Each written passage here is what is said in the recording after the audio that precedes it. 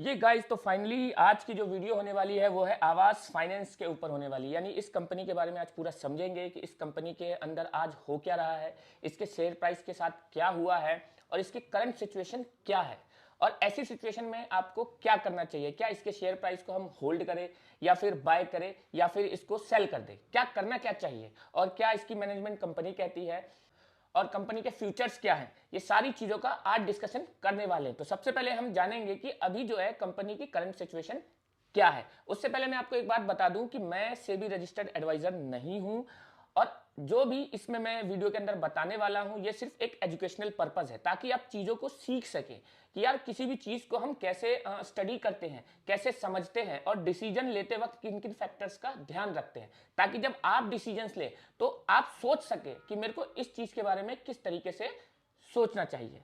तो जरूर ध्यान रखें, मैं सेबी एडवाइजर नहीं हूं, तो अपना एजुकेशन, अपनी नॉलेज और अपने एडवाइजर से जरूर कंसल्ट करें। चलिए शुरू करते हैं। तो फाइनली अगर हम अभी करंट की सिचुएशन देखें तो जो आवास फाइनेंस है उसकी जो शेयर प्राइस है वो 1487 रुपए में चल रही है, जबकि इसकी जो मैक्सिमम प्राइस थी वो लगभग 3054 के आसपास थी, जो कि 2022 में 4 फरवरी को थी, मेरे बर्थडे के आसपास, एक दिन पहले बोले तो। अब वहां से शेयर प्राइस इतना डाउन हो गया, लगभग 50-60% डाउन हो गया। ये है अभी इसकी करंट सिचुएशन। अब हमें यह जानना होगा कि ये जो शेयर प्राइस है ये किस वजह से डाउन हुआ है। क्या ये शेयर प्राइस यहां से और डाउन हो सकते हैं या फिर यहां से अप होने के चांसेस हैं। तो इस चीज का जवाब ढूंढने के लिए हमें पूरी कंपनी को ढंग से समझना होगा। तो जैसा कि आपको बताया कि प्राइस जो चल रहा है वो लगभग 1487 के आसपास चल रहा है, यानी 50-60% डाउन चल रहा है। तो इसको समझने के लिए सबसे पहले हमें कंपनी को जानना होगा कि कंपनी करती क्या है। मैं आपको पहले ही बता दूं, किसी भी कंपनी के शेयर प्राइस के बारे में जानने से पहले, मतलब उसको जान लो, उसके बाद उसकी सिचुएशन को ढंग से समझने के लिए आपको कंपनी को ढंग से समझना ही होगा। थोड़ा बोरिंग पार्ट ये लगता है, मुझे पता है कि यार कंपनी का जान के करेंगे क्या, लेकिन यार सोचो, अगर आपको कंपनी का पता ही नहीं होगा कि कंपनी कर क्या रही है, फ्यूचर में क्या करने वाली है, तो आप कैसे डिसीजन लेंगे कि यार वो कंपनी जो है वो सही डायरेक्शन में जा रही है या नहीं जा रही है। तो आइए शुरू करते हैं। सबसे पहले कंपनी फाइनेंस सेक्टर में आती है और ये करती क्या है, ये मेनली लोन देती है। लोन किस तरह से देती है? होम लोन प्रोवाइड करती है, मोर्टेज लोन प्रोवाइड करती है। ठीक है, ये स्मॉल कैप कंपनी है, लगभग इसका 10,000 करोड़ का मार्केट कैप है। इसमें एक और चीज जानने वाली है कि जब ये स्टार्ट हुई थी तो एयू फाइनेंस बैंक की ये सब्सिडरी थी, ठीक है, 2012 के अराउंड। अभी इन्होंने एयू फाइनेंस बैंक ने अपने काफी सारा स्टेक सेल कर दिया है। तो फाइनली मोटा मोटा ये है कि ये लोन देती है। लोन दो तरह से ज्यादातर देती है, फ्यूचर में देखते हैं ये कहां कहां जा सकती है। एक होम लोन देती है, एक मोर्टेज लोन देती है, ठीक है। दोनों ही लगभग थोड़े सिक्योर माने जाते हैं, इवन थोड़े क्या ज्यादा सिक्योर माने जाते हैं, ठीक। और ये देती किन किन को है? ये देती है लोअर क्लास को और मिडिल क्लास को ज्यादातर लोन देती है, जिनके पास मोस्टली जो पेपर होते हैं वो पूरे नहीं होते, जिनको एचडीएफसी बैंक, कोटक बैंक जल्दी लोन नहीं देती, उन कस्टमर को ये कंपनी टारगेट करती है। तो ये मोटा मोटा मैंने बताया कि कंपनी करती क्या है, ठीक है। अच्छा, एक चीज और मैं आपको बता दूं, मैं मोस्टली आप नोटिस करेंगे मेरी वीडियोस में मैं आपको एक सिंपल भाषा में समझाने की कोशिश करता हूं, ज्यादा डिटेल नहीं देता। ज्यादा डिटेल क्यों नहीं देता? जो छोटी छोटी बातें जैसे निम्स क्या होते हैं, यील्ड क्या है, डेल्टा क्या है, क्या अल्फा है, ये सारी चीजें मैं आपको नहीं बताता हूं। ऐसा इसलिए कि यार ये चीजें ना आपको समझ में भी नहीं आएगी, लेकिन जिन चीजों पे आप डिसीजन ले सकते हैं वो चीजें मैं आपको बताने की कोशिश करता हूं, ठीक है। क्योंकि मैं चाहता हूं कि आपको एक वैल्यू इन्वेस्टिंग सिखाऊं ताकि आप चीजों को ढंग से स्टडी कर पाए। तो आइए जानते हैं कि आवास की फाइनेंशियल कंडीशन क्या है। देखो, 2012 में इनका जीरो रेवेन्यू था और अभी लगभग 2023 में 1608 करोड़ का रेवेन्यू है। और टीटीएम में देखें, यानी 2023 अभी तक, यानी 21 दिसंबर 2023 तक इन्होंने 1824 करोड़ का रेवेन्यू कर लिया है। अगर एक चीज आप नोटिस करेंगे तो 2012 में जीरो से लेकर 23 तक ये लगातार कंटिन्यूअसली इंक्रीज हुआ है इनका सेल्स, यानी 18 करोड़ 2013 में, 2014 में 54, फिर 2015 में 104, फिर 2016 में 191 और ऐसे ही इंक्रीज हुआ। इवन आप नोटिस करेंगे 2020 में जब कोरोना आया था और 21 में फिर भी इन्होंने अपने सेल्स को इंक्रीज ही किया था, इनका डिक्रीज नहीं हुआ था। तो ये तो हो गई हाईएस्ट एवर रेवेन्यू के बारे में। अब हम आते हैं इसके प्रॉफिट के ऊपर, और प्रॉफिट भी सेम वही गाना गा रहा है जो कि रेवेन्यू गा रहा था, यानी कि जीरो से शुरू हुआ और ये लगातार अपने प्रॉफिट को इंक्रीज करता गया। और कहा जाता है जिसके हाईएस्ट एवर प्रॉफिट हो, हाईएस्ट एवर रेवेन्यू हो, तो वो कंपनी कहीं ना कहीं बहुत अच्छा कर रही होती है, ठीक है।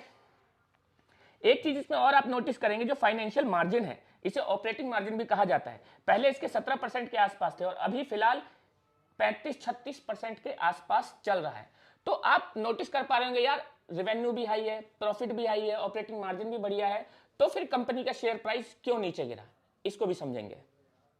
अब यहां पर आप एक चीज नोटिस करेंगे, इन्वेस्टर के कॉलम में प्रोमोटर्स जिनकी 2020 में 50.15% के आसपास स्टेक था, वो अभी 39.11% के आसपास हो गए, यानी कि उनका जो स्टेक है प्रोमोटर्स का वो घटता जा रहा है।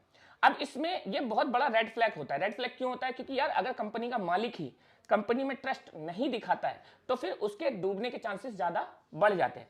बट इसमें एक चीज देखी जाती है कि अगर कंपनी के मालिक ने शेयर स्टेक अपना बेचा है तो उसको खरीदा किसने है, ठीक है।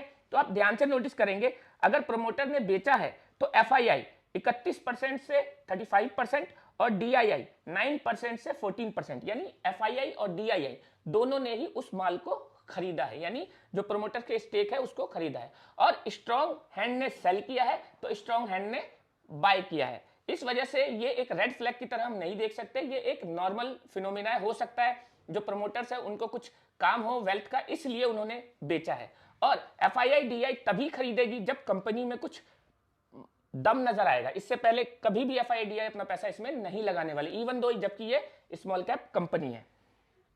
तो यहां तक आपको समझ में आ रहा है कि भाई कंपनी के फाइनेंशियल्स तो बहुत अच्छे हैं, फिर स्टिल शेयर प्राइस क्यों डाउन हुआ? आइए मैं उसका कारण आपको बताता हूं।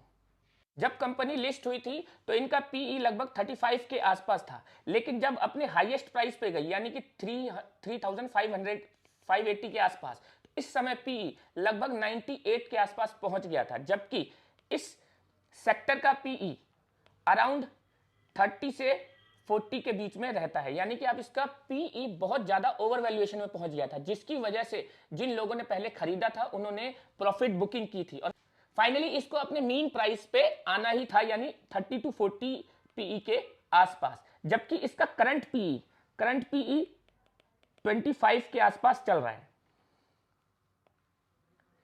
ये देखो करंट PE आप इसका देखेंगे तो 25.3 के आसपास चल रहा है, जबकि एक बार ये हाईएस्ट पहुंच गया था 78 और एक बार हाईएस्ट पहुंच गया था 92 के आसपास।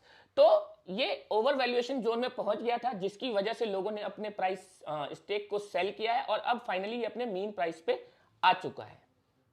तो फाइनली मैंने आपको रीजन बता दिया कि कंपनी के प्राइस में इतना ज्यादा गिरावट क्यों आया है। अब फाइनली हम बात करते हैं। अब देखो अभी आपको लग रहा होगा चलो भाई फाइनेंशियल अच्छे हैं, चलो भाई प्राइस जो डाउन हुआ है उसका भी रीजन समझ में आ गया तो फटाफट खरीद लेते हैं। नहीं नहीं नहीं, ऐसा नहीं होता है, पूरा सिनेरियो समझना होता है। मैंने आपके कंपनी के एनालिसिस समझा दिया, फाइनेंशियल समझा दिया, रीजन समझा दिया, लेकिन ये तो देखो कि आगे फ्यूचर में कंपनी क्या ग्रोथ कर सकती है, क्या स्कोप है इसका। तो आइए जानते हैं।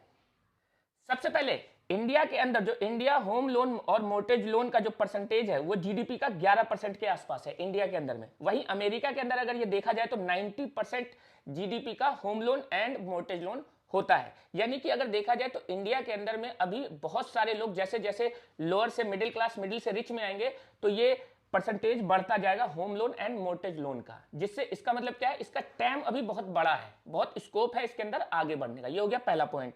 दूसरा, अभी जो ये कंपनी है आवास, ये अभी स्मॉल कैप कंपनी यानी 10,000 करोड़ की है, जबकि HDFC मार्केट कैप में 5 लाख करोड़ के आसपास है। यानी कि इस कंपनी का बहुत ज्यादा स्कोप है मार्केट को कैप्चर करने का। और तीसरा जो पॉइंट है वो ये है कि जो आवास फाइनेंस है वो ज्यादातर लोअर मिडिल क्लास और मिडिल क्लास को टारगेट करती है, जिसको बड़े बड़े बैंक टारगेट नहीं करते। ऐसा क्यों? क्योंकि उनके पास पेपर्स की कमी होती है, तो इसने यहीं पर अपॉर्चुनिटी देख के इन लोगों को टारगेट करना शुरू कर दिया है। हालांकि ये थोड़ा सा रिस्की है, but home loan and मोर्टेज loan में इसको बैलेंस किया जा सकता है क्योंकि हमारे पास एक तरह से सिक्योरिटी होती है। और अगर देखा जाए तो लोअर मिडिल क्लास और मिडिल क्लास में जो हमारी ऑडियंस है वो बहुत ज्यादा है, कस्टमर बेस ज्यादा है, तो ज्यादा से ज्यादा मार्केट कैप्चर करके इस कंपनी को स्मॉल कैप से मिड कैप तक भी ये ले जा सकती है। तो अब देखना ये होगा कि फ्यूचर में क्या ये कंपनी ऐसा कर पाती है या नहीं।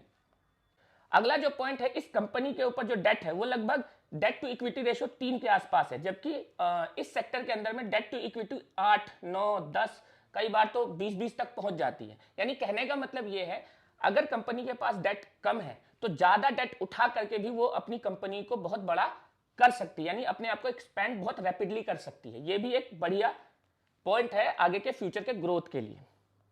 तो फाइनली मैंने आपको इसका फ्यूचर बता दिया कि फ्यूचर क्या क्या है, 4-5 तरीके से इसका फ्यूचर समझ में आ रहा है। तो हमने चारों चीजें कवर कर ली है।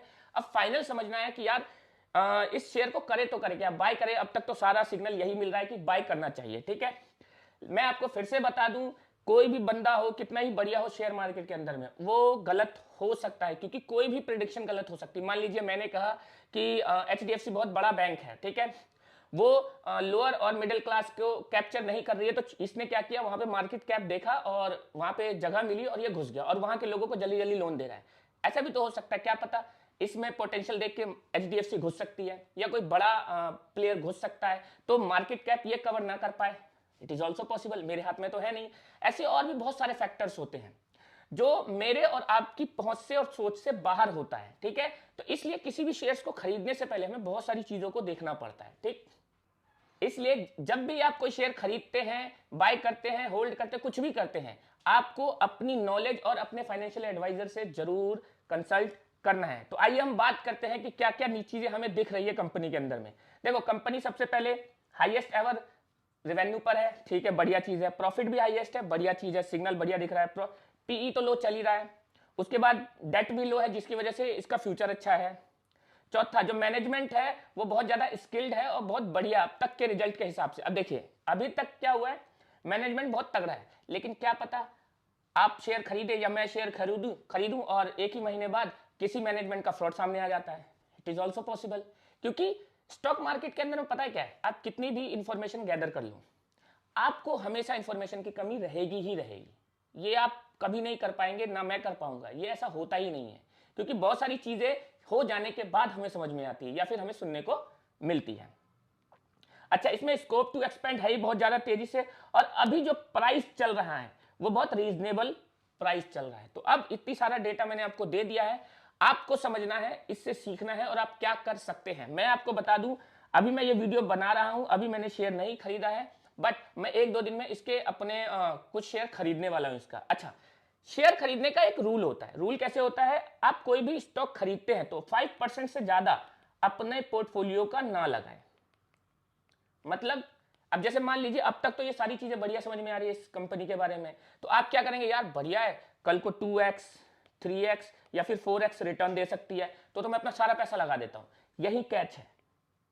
कैच क्या है, जितना मर्जी आप उस पर कन्विक्ट हो जाएं कि हाँ भाई ये कंपनी तो देगी ही देगी, तो भी अपने पूरे पोर्टफोलियो का 5% से ज्यादा ना लगाए। मान लीजिए आपके पास 1 लाख रुपए है, आपको किसी भी कंपनी में इन्वेस्ट करना है, तो एक कंपनी में 5% बोले तो 5,000 रुपए से ज्यादा आपको इन्वेस्ट नहीं करना है। इस हिसाब से यानी 1 लाख में आप 20 कंपनी खरीदे ही खरीदे मिनिमम, चाहे आप किसी भी कंपनी में कितने ही कन्विक्ट क्यों ना हो जाए।